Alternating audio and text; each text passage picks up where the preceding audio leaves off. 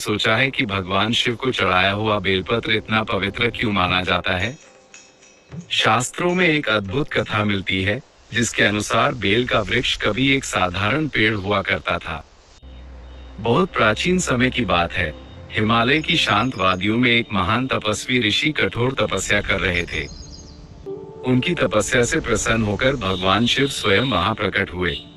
लेकिन उस समय वहां खड़ा एक विशाल वृक्ष ये सब देख रहा था। वो वृक्ष बहुत घमंडी था। उसने मन ही मन सोचा कि यदि भगवान शिव इस ऋषि से प्रसन्न हो सकते हैं, तो मैं उनसे भी बड़ा वरदान पा सकता हूँ। अहंकार में आकर उस वृक्ष ने अपनी शाखाओं से ऋषि की तपस्या में बाधा डालनी शुरू कर दी। पत्ते गिराकर, छाया हिलाकर और आवाज करके वह बार बार ऋषि का ध्यान भंग करने लगा। जब ऋषि की तपस्या भंग हुई, तो उन्होंने क्रोध में आकर कहा, हे वृक्ष, अहंकार में आकर तुमने तपस्या में बाधा डाली है। जाओ, आज से संसार में कोई भी तुम्हारी पूजा नहीं करेगा। ये सुनकर वह वृक्ष भय से कांप उठा और तुरंत पश्चाताप करने लगा।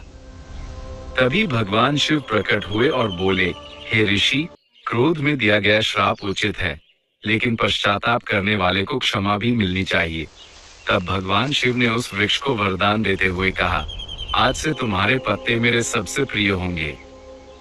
जो भी भक्त सच्चे मन से मुझे बेलपत्र चढ़ाएगा, उसकी हर मनोकामना पूरी होगी।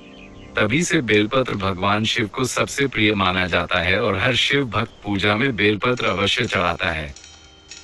कहते हैं कि सच्चे मन से चढ़ाया गया एक बेलपत्र भी भगवान शिव को प्रसन्न कर सकता है।